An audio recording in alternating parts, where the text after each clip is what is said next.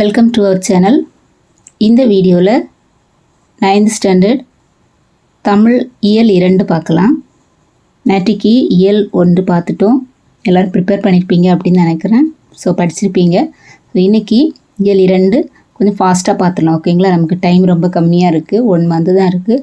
So நீங்கள் முடிஞ்ச அளவுக்கு எஃபோர்ட் போடணும். அப்போ தான் நம்மளால் இந்த எக்ஸாமில் பாஸ் பண்ண முடியும். சரியா? ஓகே, பார்க்கலாம். நீரின்றி அமையாது உலகு. இதில் இந்த தெரிந்து கொள்வோம் ரொம்ப இம்பார்ட்டண்ட். அகழி, ஆழிக்கிணறு, உரை கிணறு, அணை, ஏரி, குளம், ஊருணி, கண்மாய், கேணி. ஸோ இது எல்லாமே இந்த நீர்நிலைகளின் பெயர்கள். அப்போது இதில் நமக்கு ஆழிக்கிணறு தெரியும். நம்ம அந்த ஆப்ஷன் பார்த்து அடிச்சிடலாம். உரை கிணறு அடிச்சிடுவோம். அணை, ஏரி, குளம். சரிங்களா? ஸோ இவ்வளோ ஈஸியாக நம்ம அடிச்சிடலாம். அப்போ நமக்கு தெரியாதது எது அப்படின்னா அகழி, ஊருணி, கண்மாய், கேணி. அப்போது அகழி, ஊருணி, கண்மாய், கேணி. ஓகே, ஸோ இந்த மாதிரி ஞாபகம் வச்சுக்கோங்க. அகழி, ஊருணி, கண்மாய், கேணி. அ, உ, க, கே. ஓகேவா?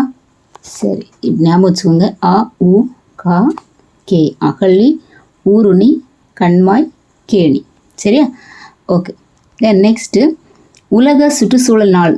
ஜூன் 5ஆம் தேதி உலக சுற்றுச்சூழல் நாள் கொண்டாடுறாங்க. ஜூன் 5ஆம் தேதி. இது எதுக்காக கொண்டாடுறாங்க அப்படின்னா தண்ணியோட இம்பார்ட்டண்ட், தண்ணீரின் இன்றியமையாமை குறித்து எல்லாரும் சிந்திக்கணும் அப்படிங்கிறதுக்காக இந்த நாள் கொண்டாடப்படுது. உலக சுற்றுச்சூழல் தினம் எப்போ? ஜூன் 5ஆம் தேதி. ஓகே, சரி. திட்பமும் நுட்பமும் பாருங்கள். காவிரி ஆற்றின் மீது பெரிய பாறைகளை கொண்டு போட்டினார். அந்த பாறைகளும் ஸோ இதில் நடுவே தண்ணீர் கரைய ஒருவித ஒட்டும் களிமண்ணை புதிய பாறைகள் பூசி இரண்டையும் ஒட்டிக்கொள்ளும் விதமாக செய்தன. இதுவே கல்லணையை கட்ட பயன்படுத்தப்பட்ட தொழில்நுட்பமாக கருதப்படுகிறது. கல்லணையை கட்டுறதுக்கு என்ன பண்ணாங்க அப்படின்னா கொஞ்சம் கொஞ்சமாக மண்ணுக்கு சென்றதுனால அவற்றின் மீது வேறொரு பாறையை வைத்து நடுவே தண்ணீரில் கரையாத ஒருவித ஒட்டும் களிமண்ணை புதிய பாறையில் பூசின. ஒட்டும் களிமண்ணை பூசி என்ன கல்லணை கட்டினாங்க? எந்த அணை கட்டினாங்க? ஒட்டும் களிமண்ணை பூசி கல்லணை. சரியா? ஒட்டும் களிமண்ணை புதிய பாறையில் பூசி இரண்டையும் ஒட்டிக்கொள்ளும் விதமாக செய்தனர். ஸோ இந்த மாதிரி பண்ணது எதுக்கு அப்படின்னா கல்லணையை கட்டுறதுக்கு பண்ணாங்க. எந்த அணையை கட்டுறதுக்கு அப்படி பண்ணாங்கன்னு கேட்கலாம். இல்லைன்னா கல்லணையை கட்டுறதுக்கு அவங்க என்ன பண்ணாங்க அப்படின்னு கேட்கலாம். என்ன பண்ணாங்க? காவிரி ஆற்றின் மீது, எந்த ஆற்றில்? காவிரி ஆற்றின் மீது. சரியா? காவிரி ஆற்றின் மீது பெரிய பாறைகளை கொண்டு போட்டது. அந்த பாறை என்னாச்சு? கொஞ்சம் கொஞ்சம் மண்ணுக்கு உள்ளால போயிடுச்சு. அதனால் அவற்றின் மேலே வேறொரு பாறை வைக்கிறாங்க. வேறொரு பாறை வச்சு நடுவே அதுக்கு நடுவில் என்ன பண்ணியிருக்காங்கன்னா தண்ணியில் கரையாத ஒருவித களிமண், ஒட்டும் களிமண்ணை பாறை பூசி ஏற்கனவே இருந்த பாறை இதையும் ஒட்டும்படி செஞ்சாங்க. இதுதான் கல்லணை கட்டுறதுக்கு பயன்படுத்தப்பட்ட தொழில்நுட்பம். ஸோ கல்லணை கட்டுவதற்கு பயன்படுத்தப்பட்ட தொழில்நுட்பம். ஓகேவா? சரி, அப்போ கல்லணை கட்டுறதுக்கு என்ன தொழில்நுட்பம் பயன்படுத்தினாங்க? காவிரி ஆற்றின் மீது பெரிய பாறையை போட்டாங்க. அது அப்படி மண்ணுக்குள்ளே போயிட்டே இருந்ததுனால என்ன செஞ்சாங்க? அதை அதுக்கு மேலே இன்னொரு பாறையை வச்சு அதை ஒட்டுறதுக்கு ஒரு ஒட்டும் களிமண்ணை பயன்படுத்தினாங்க. ஸோ இந்த மெத்தட் தான் கல்லணை கட்டுறதுக்கு பயன்படுத்தினாங்க. சரியா? ஓகே. தென் கண்மாய் அப்படின்னா என்ன? இது இம்பார்ட்டண்ட்டுங்க. கண்மாய் பாண்டி மண்டலத்து நிலப்பகுதி தான். பாண்டி மண்டலத்து நிலப்பகுதி ஏரி தான் கண்மாய். இப்போ கண்மாய் எங்கே இருக்குது? பாண்டி மண்டலத்தோட நிலப்பகுதி ஏரி தான் கண்மாய். ஸோ இதை வட்டார வழக்கில் எப்படி சொல்லுவாங்க அப்படின்னா கம்மாய் அப்படின்னு சொல்லுவாங்க. அப்போது கண்மாய், கண் பாண்டி மண்டலம். ஓகே, ஸோ கண்மாய் அப்படின்னு உள்ளது பாண்டி மண்டலத்தில் நிலப்பகுதியோட ஏரி. சரியா? அதுக்கப்புறம் உரை கிணறு. உரை கிணறு மணற்பாங்கான இடத்தில் தோண்டி சுடுமண் வளையமிட்ட கிணறு. மணற்பாங்கான இடத்தில் தோண்டி சுடுமண் வளையமிட்ட கிணறு. இப்படி வளையமாக அதை மாதிரி போட்டுப்பாங்க உள்ளால. ஸோ அதுதான் என்ன உரை கிணறு. இந்த உரை போடுவாங்கன்னு சொல்லுவாங்கல்ல, கிணறுக்குள்ளே உரை போடுவாங்கன்னு சொல்லுவாங்கல்ல. ஸோ அதுதான் அப்போது வளையம் வளையமாக போட்டாங்கன்னா அது உறை கிணறு. சரியா? அதுக்கப்புறம் ஊருணி அப்படின்னா மக்கள் வந்து குடிக்கக்கூடிய தண்ணி இருக்கிற நீர்நிலைக்கு தான் ஊருணி அப்படின்னு பேர்.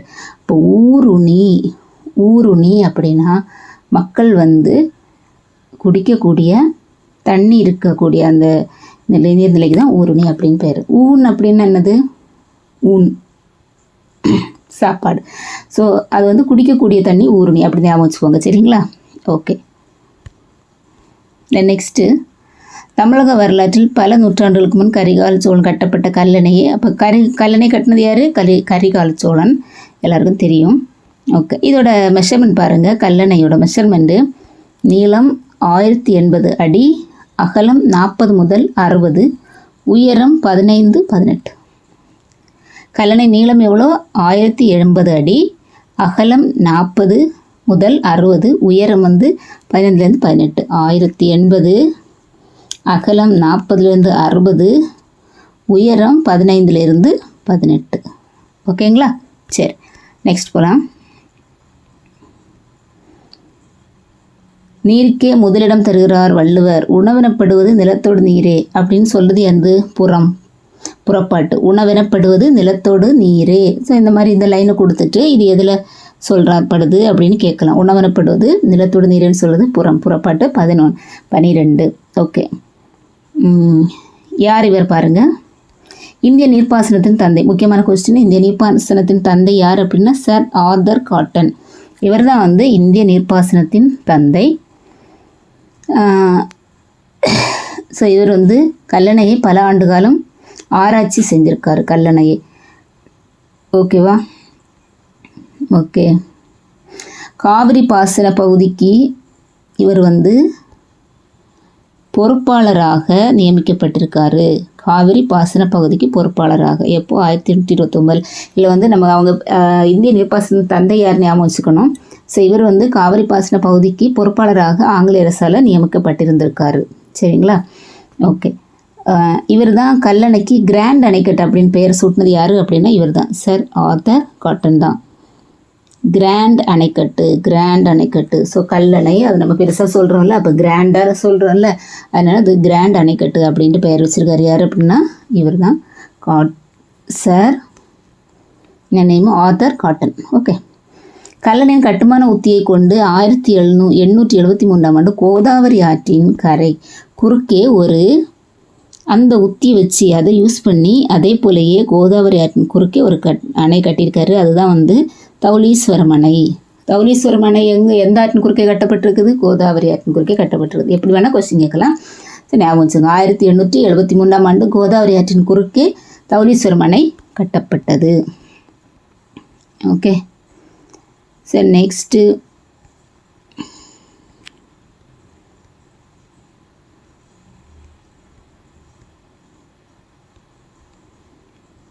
இதில் இம்பார்ட்டண்ட் அந்த இருக்கு பாருங்கள்.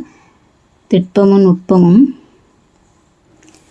மழை காலங்களில் ஏரி நிரம்பும் போது நீந்துவதில் வல்லவரான ஒருவர் தண்ணீருக்குள் சென்று கள்ளிமுகத்தை அடைந்து குமிழித்தூம்பை மேலே தூக்குவர். அடியில் 2 துளைகள் காணப்படும். மேலே இருக்கும் நீரோடி துளையிலிருந்து நீர் வெளியேறும். கீழே உள்ள சேரோடி துளையிலிருந்து நீர் சுழன்று சேற்றுடன் வெளியேறும். இதனால் தூர்வார வேண்டிய அவசியம் இல்லை. ஸோ இதில் நீரோடி துளையில் மேலே இருக்கிற துளையிலிருந்து நீரோடி துளையிலிருந்து நீர் வெளியேறும். குமிழித்தூம்புனா ஸோ நீரோடி துளை சேரோடி துளை எதில் இருக்குது? குமிழித்தூம்பில் இருக்குது. நீரோடி துளை சேரோடி துளை எதில் இருக்குது? குமிழித்தூம்பில் இருக்குது. ஓகே. நெக்ஸ்ட்டு இந்த குமிழித்தூம்பு எப்படி செயல்படுதுன்னு பாருங்கள்.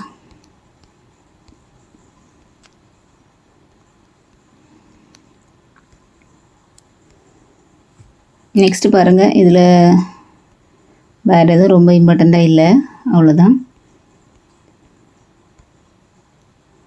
நெக்ஸ்ட்டு தெரிந்து கொள்வோம். இது ரொம்ப முக்கியம். தமிழகத்தில் நீர்நிலைகளின் பெயர்களும் அவற்றின் விளக்கமும். அகழி அப்படின்னா கோட்டையின் புறத்தை அகழ்ந்தமைக்கப்பட்ட நீர் அரண். இதிலேருந்து ஏதாவது ஒரு கொஸ்டின் கேட்பாங்க, அடிக்கடி கேட்டிருக்காங்க. ஸோ ஏதாவது ஒரு இதை கொடுத்துட்டு இப்போ கோட்டையின் புறத்தை அகழ்ந்தமைக்கப்பட்ட நீர் அரண், அதுக்கு கீழே வந்து கடல், அகழி, இளஞ்சி, குண்டு அப்படின்ட்டு கொடுத்துருப்பாங்க. ஸோ இது இம்பார்ட்டண்ட்டு, இது நம்ம படிக்கணும். கோட்டையின் புறத்தே அகழ்ந்து அமைக்கப்பட்ட, இது நீங்கள் எப்படி ஞாபகம் வச்சுக்கலாம், இந்த அகழ்ந்து அப்படின்னா அகழி அப்படி ஞாபகம் வச்சுக்கலாம். ஓகே, நெக்ஸ்ட்டு மலைமுகட்டு தேக்க நீர் குத்திட்டு குதிப்பது. இப்போ பாருங்கள், நீங்கள் வந்து அருவியெல்லாம் போயிருப்பீங்க, அருவியெல்லாம் நிறைய குளிச்சிருப்பீங்க இல்லையா. இப்போ அருவி அப்படின்னா என்ன, மேலே இருந்து கீழே இந்த மாதிரி விழும். அப்போ மேலே என்ன இருக்குது, மலை இருக்குது. ஸோ மலையில் இருந்து அது வந்து ஃபாஸ்ட்டாக வரும்ல தண்ணி, குத்திட்டு குதிப்பது, இதுதான் என்னது, அருவி. ஸோ அதுவும் ஞாபகம் வச்சுக்கலாம். ஓகே, நெக்ஸ்ட்டு ஆழி கிணறு. இங்கே 2 கிணறு இருக்குது, ஆழி கிணறு இருக்குது, உரை கிணறு இருக்குது. உரை கிணறு வந்து வளையமிட்டது உரை கிணறு, ஞாபகம் இருக்குல்ல, வளையமிட்டது உரை கிணறு. அப்போ இன்னொரு கிணறு என்னது, ஆழி கிணறு தான். 2 கிணறு இருக்குது பாருங்கள், 2 கிணறு இருக்குது, ஒன்று ஆழி கிணறு, ஒன்று உரை கிணறு. சரிங்களா. அப்போ ஆழி கிணறு அப்படின்னா கடலை பக்கத்தில் தோண்டி கட்டிய கிணறு தான் ஆழி கிணறு.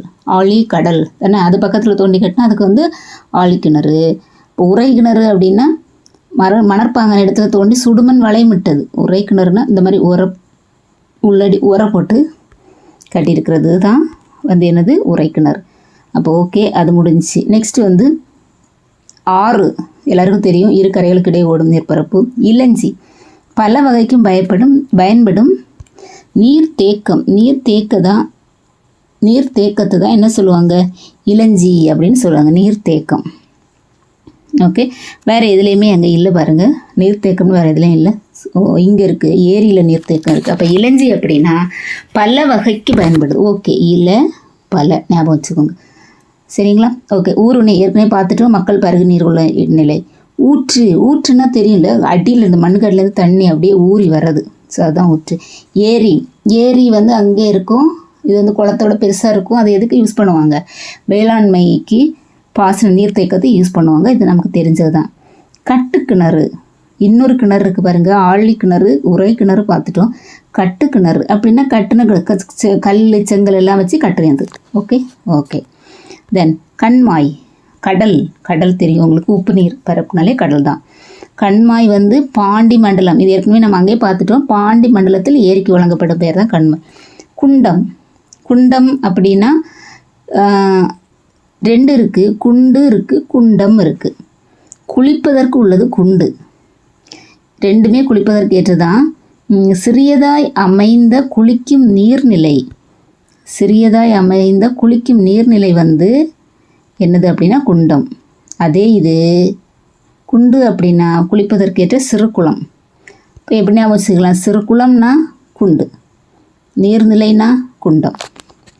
தென் குமிழி ஊற்று, அடிநிலத்து நீர் நிலமட்டத்திற்கு ஒப்பளித்து வரும் ஊற்று. கீழே அப்படி கொப்பளிச்சு தண்ணி, அந்த ஊற்று தான், ஆனால் வந்து தண்ணி கொப்பளிச்சு வரும், அப்படின்னா குமிழி ஊற்று. கூவல் உவர்மண் நிலத்தில் தோண்டப்படும் நீர்நிலை. உவர்மண் நிலத்தில் தோண்டுனா அதுக்கு பேர் வந்து கூவல். கேணினா பெரிய அகலமும் ஆழமும் உள்ள பெருங்கிணறு, பெரிய கிணறு தான் என்ன சொல்லுவோம், கேணி அப்படின்னு சொல்லுவோம்.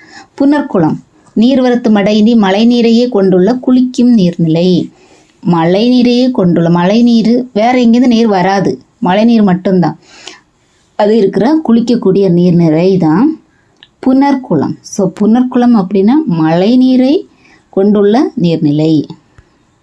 பூட்டை கிணறு, இன்னொரு கிணறு இருக்குது பாருங்க, பூட்டை கிணறு. கமலை நீர்ப்பாய்ச்சும் அமைப்புள்ள கிணறு, கிணறு பூட்டை கிணறு. ஓகே, இதில் வந்து யார் இவர் பார்த்துவங்க. தமிழ்நாட்டின் தென் மாவட்டங்களான தேனி, திண்டுக்கல், மதுரை, சிவகங்கை, ராமநாதபுரம் ஆகியவற்றின் விவசாயத்திற்கும் குடிநீருக்கும் உதவும் முல்லை பெரியார் அணையை கட்டியது யார், ஜான் பென்னி குயிக். ஓகே, முல்லை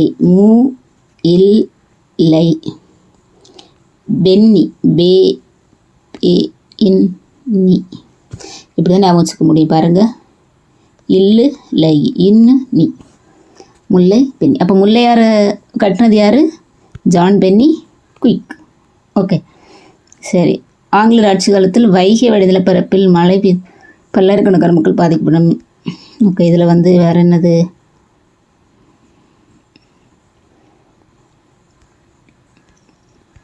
ஓகே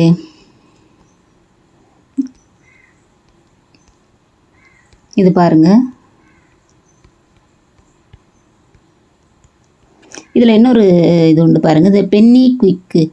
இந்த பெயர் சூட்டும் பழக்கம் எங்கே அப்படின்னா இவரோட இந்த ஜான் பென்னிக்விக் சொன்னோம் இல்லையா, ஸோ இவரோட அவருக்கு நன்றி செலுத்தும் விதமாக அந்த பகுதியில் உள்ள மக்கள், எந்த பகுதியில் உள்ள மக்கள், வைகை வடிநில பரப்பில் மழை பெய்து பஞ்சம் ஏற்பட்டதால், இந்த இப்போது எந்த இடத்துல இவர் வந்து பெரியார் அணையை கட்டினாரோ அந்த பகுதியில் உள்ள மக்கள் இவருக்கு நன்றி செலுத்தும் விதமாட்டு ஜான் பென்னி அப்படின்ட்டு அவங்க பசங்களுக்கு வந்து ஜான் பென்னியில் பென்னிக்விக் அப்படின்ட்டு பெயர் வச்சுருக்காங்க. சரிங்க, நெக்ஸ்ட் வந்து பட்டமரம் இதன் ஆசிரியர் யார்? பட்டமரத்தின் ஆசிரியர் யார்? தமிழ் ஒளி. எப்படி ஞாபகம் வச்சுக்கிறது? மரம் இருக்குது. ஸோ இந்த மரம் வந்து மழையெல்லாம் பெய்யுது அப்படியெல்லாம் இருந்துச்சு அப்படின்னா வந்து அது நல்லா செழிப்பாக இருக்கும் இல்லையா. மழையே இல்லை, வெயில் அதிகமாக பட்டுகிட்டே இருக்குது, மழையே இல்லை, தண்ணியே இல்லை அப்படின்னா இப்போ வந்து இங்கேருந்து சூரிய ஒளி அப்படியே வந்துட்டு இருக்குது அப்படின்னா இந்த மரம் என்னாகும்? பட்டு போயிடும். ஓகே, அப்போது பட்ட மரத்தின் ஆசிரியர் யார்? தமிழ் ஒளி. இதை ஞாபகம் வச்சுருக்காங்க தாங்க நான் இதை சொன்னேன். ஓகேவா, சூரிய ஒளி அதிகமாக பட்டு வேறு எதுவுமே அதுக்கு கிடைக்கல அப்படின்னா அது பட்டு போயிடும். ஸோ பட்ட மரத்தின் ஆசிரியர் தமிழ் ஒளி. ஓகே, சரி, இதில் வந்து சொல்லும் பொருள் பாருங்கள். குந்துதல் உட்கார எல்லாரும் தெரியும் தான். கந்தம் மனம், மிசை மேல். மிசைன்னு என்ன? மேல். விசனம் கவலை. நிறைய ஊர்லலாம் பேசுவாங்க விசனப்படுறது அப்படின்னா கவலை. இலக்கண குறிப்பு பாருங்கள். வெந்து வெம்பி எய்தி. நான் ஏற்கனவே என்ன சொல்லியிருந்தேன், ஈ ஊ இப்படி வந்துச்சுன்னா அது வந்து வினையெச்சம். பாருங்கள், வெந்து இத்து குட்டல் ஊ வருதா? ஓகேவா? ஸோ அது வந்து பாருங்கள் வினையெச்சம். மூடு பனி அது வந்து வினைத்தொகை. வினைத்தொகைனா 3 காலங்களையும் காட்டும்ல. இப்போ மூடு பனின்னா மூடிய பனி, தென் மூடுகின்ற பனி, மூடும் பனி, இப்படி 3 காலங்களையும் காட்டுறதுனால அது வந்து வினைத்தொகை. ஓகே, ஆடுங்கிளை. ஸோ இது வந்து பெயரெச்ச தொடர். இந்த ஆடும் அதுக்கப்புறம் வந்து கண்டிப்பாக ஒரு பெயர் சொல் வந்திருக்கு, அதனால கிளைங்கிற பெயர் சொல், அதனால இது பெயரெச்ச தொடர். ஓகே, தென் நெக்ஸ்ட் வந்து பகுபத உறுப்பிலக்கணம். பகுபத உறுப்பிலக்கணத்தில் எத்தனை பகுதி இருக்குது? மொத்தம் 6 பகுதி. நான் ஏற்கனவே சொன்னேன், அந்த வரிசையும் சொன்னேன். வரிசை என்னது ஞாபகம் இருக்கா? யோசிச்சு பாருங்கள். பகுதி, சந்தி, தென் விகாரம், இடைநிலை, சாரியை, தென் விகுதி. இதான் ஆர்டர் பார்த்துக்கோங்க. பகுதி, சந்தி, விகாரம், இடைநிலை, சாரியை, விகுதி.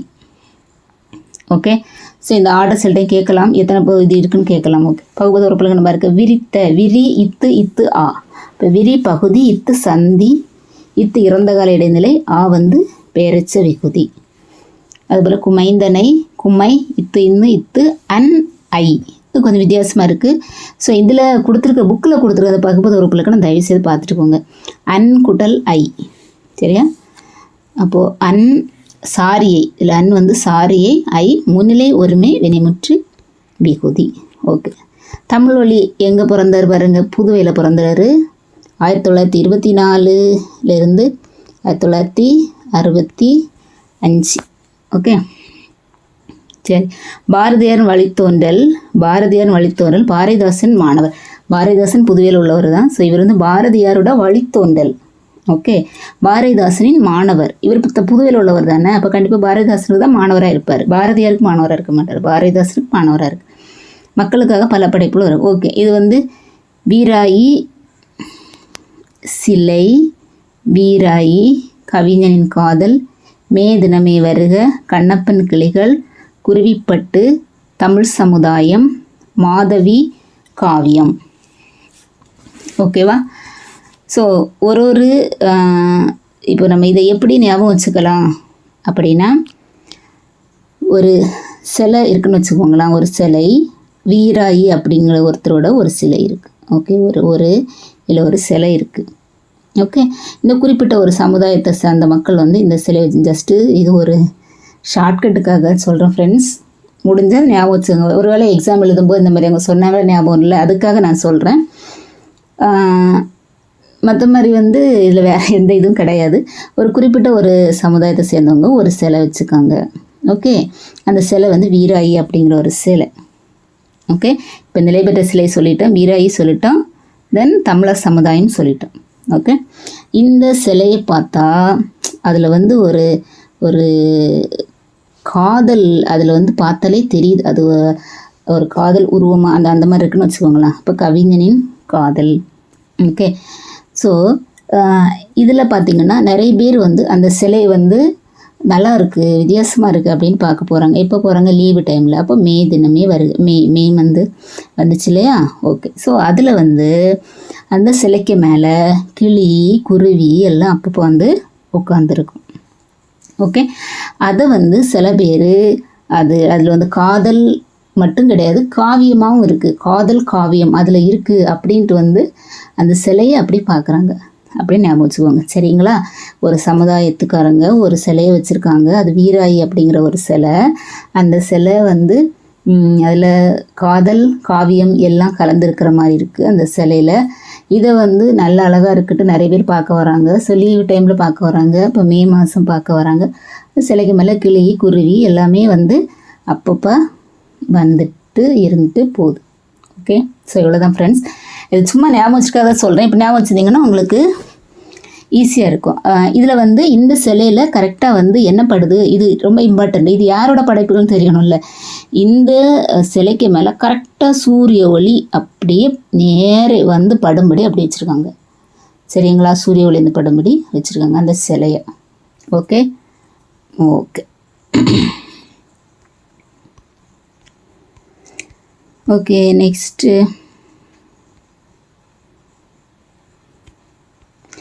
ஃப்ரெண்ட்ஸ், பெரிய புராணத்தின் ஆசிரியர் யார்? சேக்கிழார். பெரிய புராணம் கிளார். அந்த காலத்தில் கிளார் அப்படின்னா அவங்கெல்லாம் பெரியவங்க. ஸோ பெரிய புராணம் வந்து கிளார். ஓகே, திருநாட்டு சிறப்பு. இது வந்து இந்த பாட்டு லைன் இப்படி கொடுத்துட்டு இது வந்து எதில் உள்ளதுன்னு கேட்பாங்க. பெரிய புராணத்தில் உள்ளது. ஸோ அதை லைட்டாக ஒரு வாட்டி வாசிச்சுட்டு ரீட் பண்ணிட்டு போங்க. மாவி பூவி வாவி காவி. இதில் நம்ம பொருள் பார்த்துடலாம். மா வண்டு மது தேன் வாவி பொய்கை. மானா பெரிய அப்படின்னு மீனிங் உண்டு. ஸோ இங்கே வந்து வண்டுன்னு மீனிங் இருக்குது. சரிங்களா? மதுன தேன் வாவி பொய்கை. ஞாபகம் வச்சுங்க. வாவி பொய்கை. சில பேர் வந்து பொய் பேசக்கூடாதுன்னு நினச்சா கூட வர வச்சிடுறாங்க பொய்யை எப்படியாச்சும் இல்லையா? அப்போ வாவி பொய்கை. ஓகே, நெக்ஸ்ட்டு வந்து வளர் முதல் நெற்பயிர். ஸோ நெற்பயிர் வந்து பார்த்திங்கன்னா அப்படியே லைட்டாக முதல்ல வளர ஆரம்பிக்கும் போது பார்க்குறது எப்படி இருக்கும்? அழகாக இருக்கும். இல்லை பார்க்குறது சூப்பராக இருக்கும். ஸோ வளர் முதல் நெற்பயிர். தரளம் முத்து தரளம். பணிலம் சங்கு. இது வந்து நமக்கு அந்த இசைக்கருவிகள் கூட வரும். பணிலம் அப்படின்னாலே சங்கு. பணிலம் சங்கு. வரப்பு தான் வரம்பு. இது உங்களுக்கு ஞாபகம் இருக்கும் கண்டிப்பாக. வரம்பு ஞாபகம் இருக்கும். தரளம் முத்து வந்து தாராளமாக இருக்குன்னு வச்சுக்கோங்களேன். தாராளமாக முத்து இருந்ததுன்னா எப்படி செழிப்பாக இருக்கலாம் இல்லையா இந்த மக்களெல்லாம். ஓகே, தென் நெக்ஸ்ட் பணிலம் சங்கு. ஓகே, தென் காடெல்லாம் களைக்கரும்பு. ஓகே, இதில் வந்து களை அப்படின்னா கரும்பு. இந்த ஞாபகம் வச்சுக்கோங்க. களை அப்படின்னா கரும்பு. காசோலை தெரியும். குலை சிறு கிளை. ஸோ இது சிறு கிளை தான் வந்து குலை. தென் நெக்ஸ்ட்டு அரும்பு மலர். ஓகே, படிச்சுருவீங்க. மலர் மொட்டு. மாடு பக்கம். இது ஞாபகம் வச்சுக்கோங்க. மாடு பக்கம். பாருங்கள், இது மாடு வளர்க்குறவங்க இந்த பக்கம் மாடு வந்துச்சா இல்லை அந்த பக்கமாக போயிடுச்சு அப்படின்னு நம்ம சொல்லல. மாடு பக்கம். ஓகே, ஞாபகம் வச்சுக்கோங்க. நெருங்குகின்ற சங்குகள். நெருங்குவலை அப்படின்னா நெருங்குவலை அப்படின்னா நெருங்குகின்ற சங்குகள். ஓகே, வலை சங்குகள். இப்போ பாரு, இங்கே இந்த மாதிரி ஒரு சங்கு அப்படி இருந்துச்சுன்னு வச்சுக்கோங்களேன். இது வந்து வளைஞ்சி இப்படி இருக்குன்னு வச்சுக்கோங்களேன். சங்கு எப்படி இருக்குது? வளைஞ்சி இருக்குது. நான் சும்மா இமேஜினேஷன்னு சொல்கிறேன். நெருங்குகின்ற சங்குகள். தென் குளக்கரை.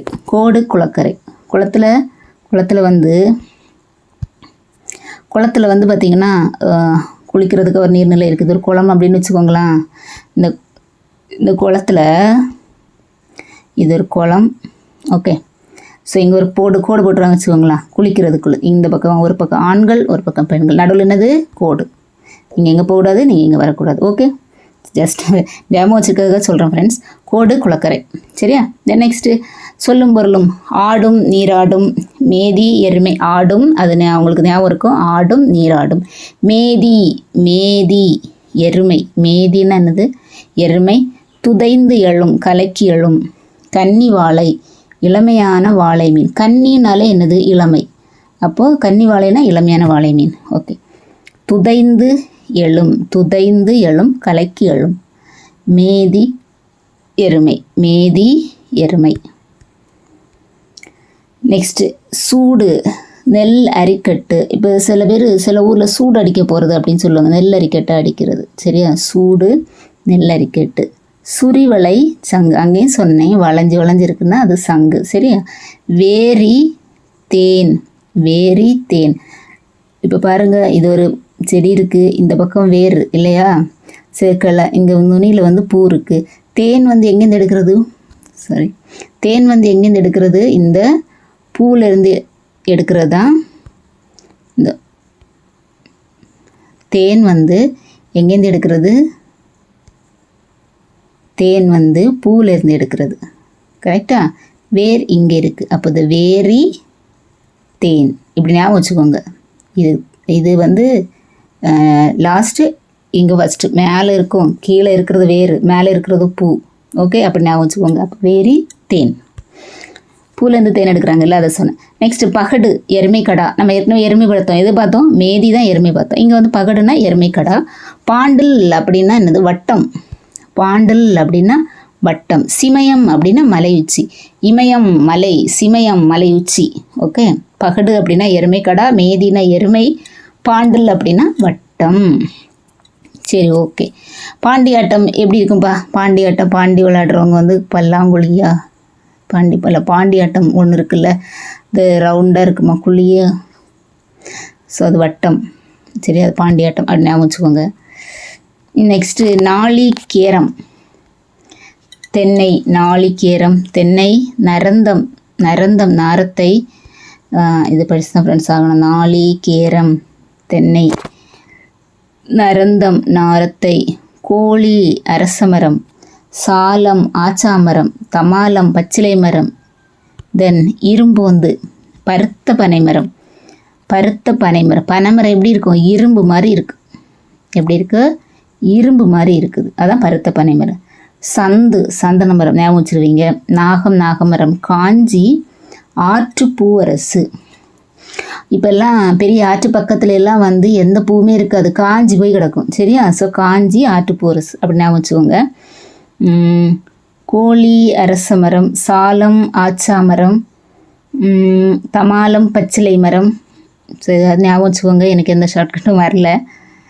சரிங்களா ஃப்ரெண்ட்ஸ்? தென் நெக்ஸ்ட் போகலாம்.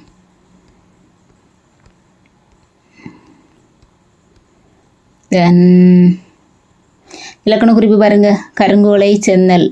பிரிக்கும்போது மை விகுதி வந்தால் பண்புத்தொகை. கருங்குவளை கருமை கூட்டல் குவளை. எப்படி பிரிப்போம்? கருமை கூட்டல் குவளை. அப்போது பிரிக்கும்போது மை விகுதி வந்துச்சு அப்படின்னா அது வந்து என்னது? பண்புத்தொகை. விரிமலர் 3 காலத்தையும் காட்டுதா? விரிந்த மலர் விரிந்த மலர் விரியும் மலர். தடவரை தட. சால தவ நனி தட. இது எல்லாமே உரிச்சொல். சரி, அதுவும் உரிச்சொல் தொடர். நெக்ஸ்ட்டு பகுபத ஒரு பிளக்கணம் பாருங்கள். பாய்வன. பா இவ்வு அன்னு ஆ. பாய் பகுதி. இவ்வு இது வந்து எதிர்கால இடைநிலை. சரி. சுந்தரரின் திருத்தொண்டத்தொகை அடியவர் பெருமையை கூறுகிறது. அடியவர் பெருமை கூறுறது சுந்தரர். திருத்தொண்டத்தொகை யார்து? சுந்தரர்.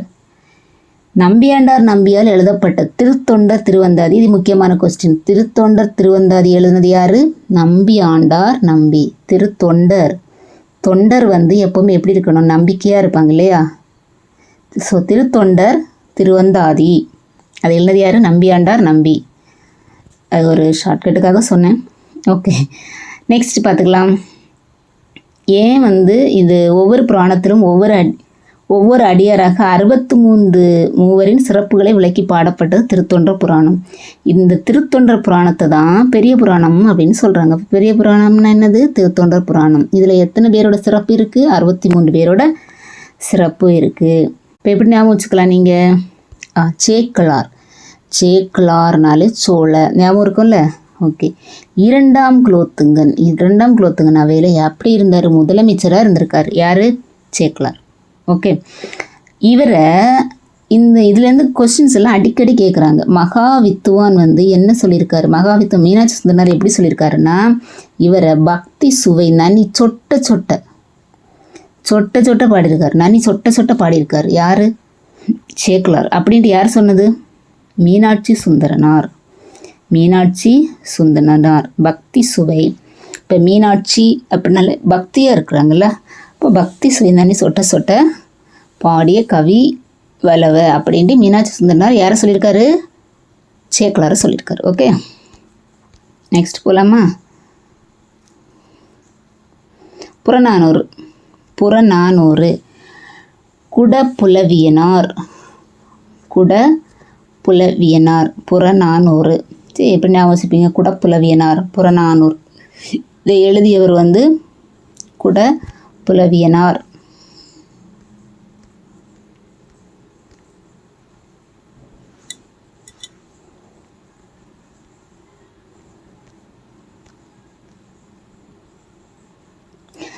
இதை எப்படி நீங்கள் ஞாபகம் வச்சுக்கலாம் அப்படின்னா, இப்போ புறநானூறு, புறம் வெளியே. இப்போ குடல் புரட்டுச்சு அப்படின்னா வாந்தி வந்துடும், அப்படி தானே? அப்போ குடப்புலவியனார், புறநானூறு.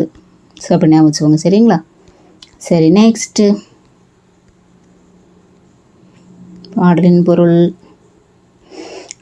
பொதுவியல் முதுமொழி காஞ்சி. பொதுவியல் திணை அப்படின்னா என்ன தெரியும் நமக்கு? திணைகள் வெட்சி, கரந்தை, வஞ்சி, காஞ்சி, உளிஞை இதெல்லாம் நீங்கள் படிச்சிருப்பீங்க இல்லையா? நிறைய கவர்தல், நிறைய மீட்டல், அது எல்லாமே. சில பொதுவியல் திணை வெட்சி முதலிய புறத்திணைகளுக்கெல்லாம் பொதுவான செய்தி. இதில் பொதுவியல் திணை கொடுத்துருக்காங்க, நம்ம அதை பார்க்கலாம். பொதுவியல்னா புறத்திணைகளுக்கெல்லாம் பொதுவான செய்தி, மற்ற திணையில் சொல்லாததையும் இது சொல்லிட்டு பொதுவான செய்திகளையும் சொல்லுவது தான் பொதுவியல் திணை. முதுமொழி காஞ்சி துறை முதுமொழி காஞ்சி துறை. அப்போது பெரிய புராணம் திணை பொதுவியல் திணை. சரியா? துறை முதுமொழி காஞ்சி துறை. அப்போ முதுமொழி காஞ்சி துறைன்னு என்னது? அறம் பொருள் இன்பம் என்னும் முப்பொருளினது உறுதி தரும் தன்மை கூறுதான் முதுமொழி காஞ்சி. ஓகே. ஸோ இந்த பக்கம் வேறு எதுவும் இல்லை. சொல்லும் பொருளும் பாருங்கள். யாக்கை உடம்பு. புணரியோர் தந்தவர் பின்புலம் புல்லிய நிலம் தாட்கு முயற்சி ஆளுமை தள்ளாதோர். இவன் தள்ளாதோரை குறைவில்லாத நீர்நிலை பொருள் குறைவில்லாத புகழுடையவர்களாக விளங்குவார்கள். யாக்கை என்னது? யாக்கை உடம்பு. புணரியோர் அப்படின்னா புணர்ந்தவர், தந்தவர். சரியா? புன்புலம் புல்லிய நிலம். ஓகே. இலக்கண குறிப்பு பாருங்க. மூதூர், நல்லிசை, பின்புலம் இது எல்லாமே பண்பு தொகைகள். பிரிக்கும்போது மை விகுதி வந்துச்சுன்னா பண்பு தொகை, 3 காலத்தையும் காட்டுச்சுன்னா வினைத்தொகை, அமையா அப்படிங்கிறது அப்படின்னு நிற்கல. அப்போ ஈர்கட்ட எதிர்மறை பெயரெச்சம். நிறுத்தல் அல் விகுதி வந்தாலே தொழிற்பெயர். நீரும் நிலமும் விகுதி அதில் இருந்துச்சு அப்படின்னா எண்ணுமைகள். உடம்பும் உயிரும் எண்ணுமைகள் ரெண்டுமே. அடுபோர் 3 காலத்தையும் காட்டுதனால வினைத்தொகை. கொடுத்தோர் இதை செய்தவங்க அப்படி வரும்போது வினையாளனையும் பெயர். ஓகே. நெக்ஸ்ட் நிறுத்தல் அல் விகுதி தொழிற்பெயர்னு சொன்னால அப்போ விகுதி எப்படி போடணும்? தொழிற்பெயர் விகுதி அப்படின்னு போடணும் பாருங்கள். இல்லை அல் விகுதி தல் வந்திருக்குல்ல, அப்போ தொழிற்பெயர் விகுதி. நெக்ஸ்ட்டு எட்டுத்தொகை நூல்கள் உண்டு. புறநானூறு எதில் உள்ளது?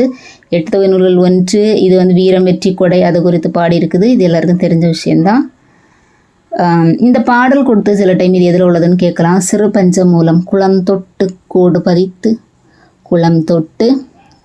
சிறு பஞ்சமூலம். பஞ்சம் வந்துச்சு அப்படின்னா குளத்தில் தரை தான் தோடணும், தண்ணி இருக்காது. ஓகே. உண்டி கொடுத்தோர் உயிர் கொடுத்தோரே. உண்டின்னா சாப்பாடு. சரிங்களா? இப்போல்லாம் பார்த்தீங்க அப்படின்னா சாப்பாடு போட்டால் கூட எல்லோரும் புறம் அப்படின்னா அது வெளியே. சரி, அதை வேற பெருசாக சொல்கிறாங்க.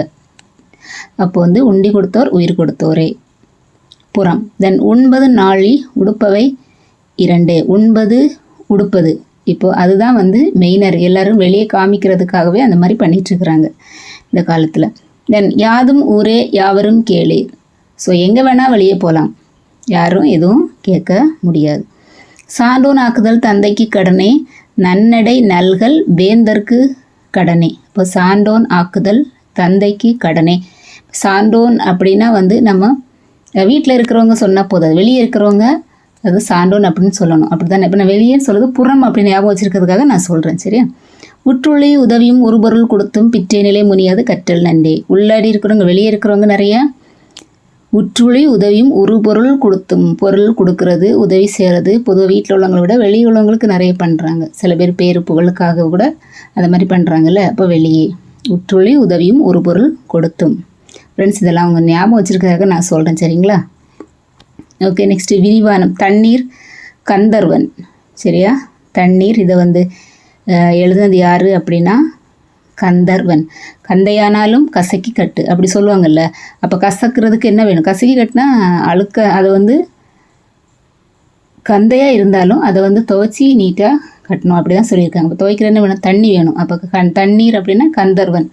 ஃப்ரெண்ட்ஸ் நீங்கள் எப்படி படிச்சிங்கன்னா கண்டிப்பாக எக்ஸாம் ஹாலில் அந்த ஆப்ஷன் பார்க்கும்போது கண்டிப்பாக உங்களுக்கு ஞாபகம் வரும். அதுக்காக தான் ஒன்று ஏதாவது ஒன்று அப்படி சொல்கிறேன். சரிங்களா? ஓகே. தென்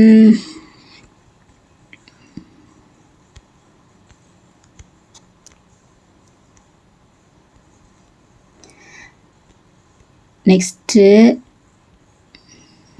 நூல்வழி பாருங்கள். கந்தர்வனின் இயற்பெயர். இயற்பெயர் படிக்கணும். கந்தர்வனின் இயற்பெயர் கந்தர்வன். கந்தா நாகலிங்கம். சரியா? கந்தர்வன் இயற்பெயர் நாகலிங்கம். இவர் வந்து ராமநாதபுரம் மாவட்டத்தை சேர்ந்தவர். தமிழ்நாடு அரசின் கருவூல கணக்குத்துறையில் பணியாற்றியவர். கருவூல கணக்குத்துறை இதை ஞாபகம் வச்சுருக்கணும் ஃப்ரெண்ட்ஸ். கருவூல கணக்குத்துறையில் பணியாற்றியவர் தான் யார்?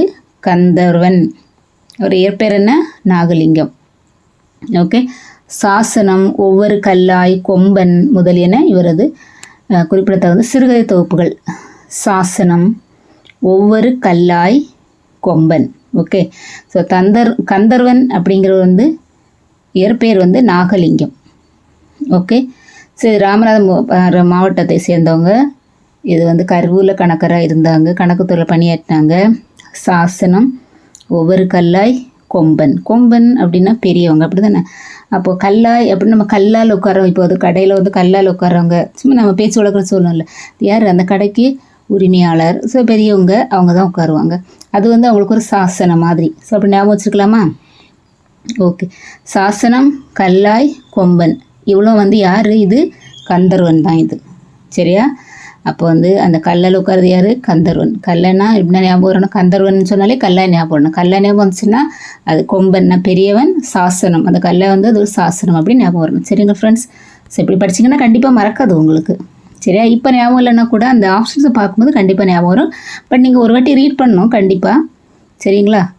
Okay friends. துணை வினைகள் பார்த்துக்கலாமா? தனிவினை, கூட்டுவினை. வினை வகைகள் 2. தனிவினை, கூட்டுவினை. கூட்டுவினை தனிவினை பாருங்கள். படிங்கள் ஒரே ஒரு விஷயம். சரியா? கூட்டுவினை அப்படின்னா வந்து 2 இப்போது இதில் பாருங்கள். கூட்டுவினை அடிகளை கொண்ட வினை சொற்கள் கூட்டுவினை. 2 அடி இருக்குது. வினை அடி இருக்குல்ல, அது 2 இருக்கும். கண்டுபிடித்தார்கள், கான் அப்படிங்கிறது ஒரு வினையடியா, இன்னொன்று பிடி அப்படிங்கிறதா. பாருங்கள். ஆசைப்பட்டேன். ஆசைங்கிறது ஒன்று, படுறதுன்னு ஒன்று. இப்படி 2 இருக்கு இல்லையா? பட் ஃபஸ்ட் ஒன்று பாருங்கள். படியுங்கள். ரெண்டுமே வந்து படினா வேர்ச்சொல் பார்த்திங்கன்னா அதில் ஒன்று தான் இருக்குது. அதை தான் நம்ம என்ன சொல்லுவோம்? வினையடி அப்படின்னு சொல்லுவோம். படியுங்களையும் படி. புரியுங்களா? 2 இல்லை. பட் இதில் வந்து பார்த்திங்கன்னா ஆசைப்பட்டேன், கண்டுபிடித்தார்கள். தந்தி அடித்தேன். முன்னாடி ஏறினோம் அந்த மாதிரி 2 வந்துச்சு அப்படின்னா 2 மட்டும் கிடையாதுங்க, அதிகமாக கூட இருக்கலாம். ஸோ அந்த மாதிரி இருந்துச்சுன்னா அது வந்து கூட்டுவினை அப்படின்னு சொல்லலாம். சரிங்களா? கூட்டுவினைகள் 3 வகை. பெயர் வினை, வினை, இடைவினை. கூட்டுவினை எத்தனை? கூட்டு 3. கூட்டு 3 வருதா? பெயர் வினை, இடைவினை. ஓகே. கூட்டு 3 வகை. பெயர், வினை, இடை. அப்போ பெயர் வந்து தந்தி வந்து ஒரு பெயர், அடி வந்து வினை. வினை 2மே வினை. கண்டு அது காண்கிறது, அது ஒரு வினை தான். பிடியும் ஒரு வினை தான். அப்போ வினை. இடைவினை முன் ஏறு. ஸோ அப்படி 2 வருது இல்லை? இது இடை, அது வினை. பின்பற்று, இடை, பற்று, வினை. சரிங்களா? ஓகே. முதல் வினையும் துணை வினையும். நான் படம் பார்த்தேன், கண்ணன் போவதை பார்த்தேன். ஸோ இதில் வந்து பாரு, பார் என்னும் வினை கண்களால் பார்த்தல் என்னும் பொருளை தருகிறது. இது பார் என்னும் வினையின் அடிப்படை பொருள் அல்லது சொற்பொருள் எனலாம். ஸோ இதில் வந்து பாருங்கள், முதல் வினை இருக்குது, துணை வினை இருக்குது. பார் என்னும் வினை கண்களால் பார்த்தல் என்னும் பொருளை தருகிறது. கண்களால் கண்ணன் போவதை பார்த்தேன். அதுபோல் நான் படம் பார்த்தேன், ஓடப் பார்த்தேன். பாருங்க, இந்த சொற்றொடரில் ஓடப்பார், எழுதிப்பார் கூட்டு வினைகள். இவற்றில் 2 உறுப்புகள் உள்ளன. ஓட ஓட நெக்ஸ்ட் வந்து எழுதி இருக்கா என்பன இந்த 2 முதல் உறுப்பு. 2வது உறுப்பு எதெல்லாம்? பார் வந்து 2வது உறுப்பு. அப்போது எது முதல் வினை எது துணை வினை, அந்த மாதிரி முதல் வினை வந்து பார் வந்து 2வது உறுப்பு. இவனையின் அடிப்படை பொருளை பார்த்தல் ஓட பார்த்தேன். இதில் பார் என்பது முயன்றேன்.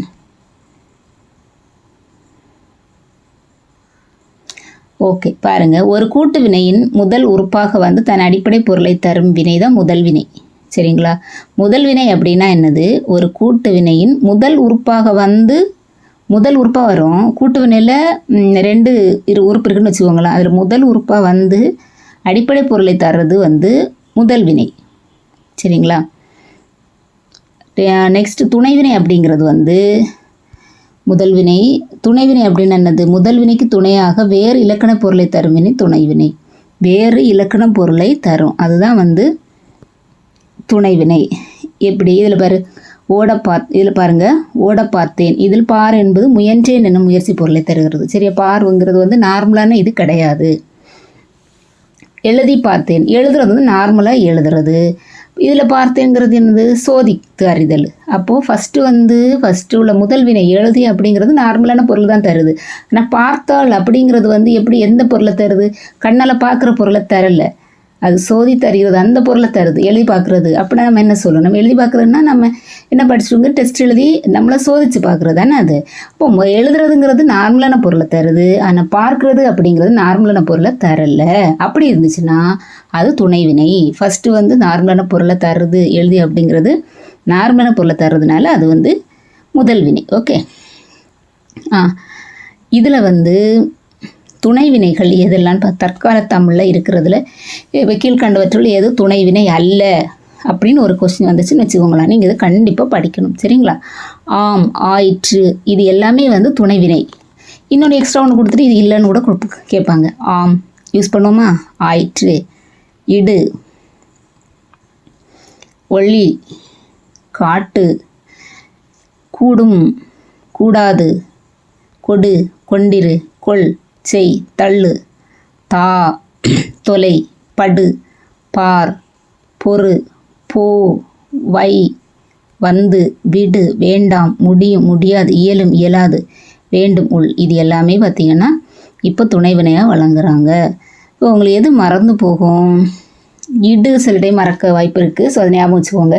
எது உங்களுக்கு நார்மலாக நீங்கள் யூஸ் பண்ணாததோ அதை வந்து நல்லா ஞாபகம் வச்சுக்கோங்க. சரிங்களா ஃப்ரெண்ட்ஸ்? இதில் கொடுத்துருக்காங்க வினையடி, முதல் வினை, துணை வினை. பாருங்கள், இரு புத்தகம் மேஜையில் இருக்கிறது. நான் மதுரைக்கு போயிருக்கிறேன். பாருங்கள், இதில் உள்ள இரு வந்து நார்மல் மீனிங். பார்த்தீங்களா? இதில் உள்ள இரு வந்து நார்மல் மீனிங். இது வந்து வேறு. என்னிடம் பணம் இருக்கிறது, அப்பா வந்திருக்கிறார். ஸோ இது வந்து வேறு வேறு. இங்கே துணை வினையில் வந்து வேறு மீனிங்கை தருது, முதல் வினையில் வந்து அதே மீனிங்கை தருது. அதனால் இது முதல் வினை, அது துணை வினை. சரிங்களா ஃப்ரெண்ட்ஸ்? ஸோ 2ஆம் இயல் வந்து முடிஞ்சு. தமிழ் மற்றும் ஜப்பானிய மொழிகளில் துணை வினைகள் முதல் வினைக்கு பின்பே இடம்பெறும். தமிழ் மற்றும் ஜப்பானிய மொழிகள், அதை ஞாபகம் வச்சுக்கோங்க. சரிங்களா? ஓகே ஓகே ஃப்ரெண்ட்ஸ், இந்த பயிற்சிகள் எல்லாம் கொஞ்சம் பார்த்துக்கோங்க.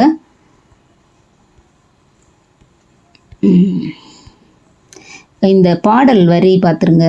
பாடல் வரி, வீட்டின் பக்கத்தில் இருக்கிறது ஒரு மரம், கூடத்து ஜன்னலையும் சமையலறை ஜன்னலையும், ஜன்னல் கிளைகள் பார்த்து கொண்டிருக்கிறது. ஒரு பக்கத்தில் ஒரு மரம் நிற்கிது, அதுலேருந்து ஜன்னல்லேருந்து அது வந்து ஜன்னலை, சமையலறை ஜன்னலை இந்த கிளைகளை பார்த்து கொண்டிருக்கு. கைகளை அசைத்து கால்கள் உதைத்து கூடத்தில் கிடக்கும் சிசு மிளற்றுகிறது ஒரு சொல்லை சமையலறை. ஸோ இது வந்து யார் எழுதுனது அப்படின்னா யூமா வாசுகி எழுதியிருக்கிறாங்க. சரிங்களா, யூமா வாசுகி எழுதியிருக்காங்க. ஓகே, நெக்ஸ்ட் இது பாருங்கள், கல்லும் மலையும் குதித்து வந்தேன், பெருங்காடும் செடியும். இது எதுவுமே மிஸ் பண்ணக்கூடாது, எல்லாமே படிக்கணும். கல்லும் மலையும் குதித்து வந்தேன், பெருங்காடும். இது யார் எழுதுனதுன்னு மட்டும் தெரிஞ்சுக்கிட்டால் போதும். கவிமணி. ஓகே, கவிமணி தேசிய விநாயகம் பிள்ளை. ஓகே, நெக்ஸ்ட்டு ஃப்ரெண்ட்ஸ், நேற்றுக்கு உள்ள வீடெல்லாம் கலைச்சொல் வந்து சொல்லலை. கண்டிப்பாக நீங்கள் கலைச்சொல் படிக்கணும். சரியா, கலைச்சொல் பாருங்கள். குமிழிக்கல், கொனிக்கல் ஸ்டோன், நீர் மேலாண்மை, வாட்டர் மேனேஜ்மெண்ட், பாசன தொழில்நுட்பம், இரிகேஷன் டெக்னாலஜி. பாசனம் அப்படின்னால இரிகேஷன், தொழில்நுட்பம்னா டெக்னாலஜி தெரியும்.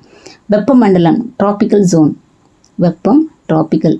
ஓகே, நெக்ஸ்ட்டு அறிவிய விரிவிசை, அழகின் சிரிப்பு, பாவேந்தர் பாரதிதாசன். பாரதிதாசன் அழகாக சிரிப்பார் அப்படின்னு ஞாபகம் வச்சுக்கோங்க. சரிங்களா, தண்ணீர், கோமல் சுவாமிநாதன். சுவாமி தீர்த்தம், தண்ணி கொடுப்பாங்க இல்லையா, பூசாரி சாமி. தண்ணீர், கோமல் சுவாமிநாதன். தண்ணீர் தேசம், வைரமுத்து. தண்ணீர் தேசம் யார்? வைரமுத்து. இது பாருங்கள், தண்ணீர் சுவாமிநாதன், தண்ணீர் தேசம் வந்து வைரமுத்து. வித்தியாசம் இருக்குது பார்த்தோங்க. வாய்க்கால் மீன்கள், இறை அன்பு. ஓகேவா, வாய்க்கால் மீன்கள், இறை அன்பு. மழைக்காலமும் குயிலோசையும், கிருஷ்ணன், மழைக்காலமும் குயிலோசையும். ஓகே, வாய்க்கால் மீன்கள் யார்? இறை அன்பு. மழைக்காலம் குயிலோசையும் கிருஷ்ணன். ஓகே ஃப்ரெண்ட்ஸ், ஸோ அடுத்த இயல் வந்து நாளைக்குள்ள வீடியோவில் பார்க்கலாம். இந்த வீடியோ உங்களுக்கு பெருசாக இருக்குது அப்படின்னா நீங்கள் வந்து அந்த ஸ்பீடு வந்து கொஞ்சம் அதிகமாக வச்சு பாருங்கள். நார்மலாக 1ல் இருக்குது அப்படின்னா 1.25 ஆர் 1.5 வச்சு பாருங்கள். உங்களால் அது அப்சர்வ் பண்ண முடிஞ்சுன்னா அப்படி பாருங்கள். இதோட ஷார்ட்டாக முடியாது ஃப்ரெண்ட்ஸ், எல்லாமே கொஞ்சம் சொல்லணும்ல, அதனால தான் இவ்வளோ லெங்க்த்தியாக இருக்குது. ஸோ கண்டிப்பாக இந்த இயல் இன்றைக்கி முடிச்சிருங்க. தயவுசெய்து நீங்கள் வந்து எந்த அளவு ஃபாஸ்ட்டாக படிக்கிறீங்களோ அந்த அளவுக்கு உங்களுக்கு நல்லது. ஸோ நான் மேக்ஸு ஸ்டூடெண்ட்ஸுக்கு சயின்ஸ், மேத்தமெட்டிக்கல் சயின்ஸ் ஸ்டூடெண்ட்ஸ் வந்து அல்ஜிப்ரா இன்ட்ரோடக்ஷன் வீடியோ நிறைய போட்டிருந்தேன். அதை பார்க்கல அப்படின்னா கண்டிப்பாக பாருங்கள். ஏன் அப்படி இன்ட்ரோடக்ஷன் போட்டிருந்தேன் அப்படின்னா நெக்ஸ்ட் வந்து அல்ஜிப்ராவில் உள்ள சம்ஸ் எல்லாம் நான் போடுவேன். அதுக்காக தான் அதை போட்டிருந்தேன். இனி ஒரு வீடியோ நான் போடுவேன். அது வந்து சயின்ஸாக இருக்கலாம், மேக்ஸாக இருக்கலாம், இல்லை சைக்காலஜி, ஏதோ ஒரு வீடியோ கண்டிப்பாக போடுவேன். ஸோ ஒரு நாளைக்கு 2 வீடியோ மாதிரி பிளான் பண்ணியிருக்கேன். ஒன்று தமிழ், இன்னொன்று ஒரு சப்ஜெக்ட். ஸோ நான் பேப்பர் 2 மேத்தமெட்டிக்கல் சயின்ஸுக்கு மட்டும்தான் நான் சொல்கிறேன். சரிங்களா, ஓகே ஃப்ரெண்ட்ஸ். ஸோ நெக்ஸ்ட்டு நாளைக்கு வீடியோ பார்க்கலாம். நீங்கள் கரெக்டாக அதை ஃபாஸ்ட்டாக படித்து முடிச்சிருங்க. ஓகேங்களா, தேங்க்யூ.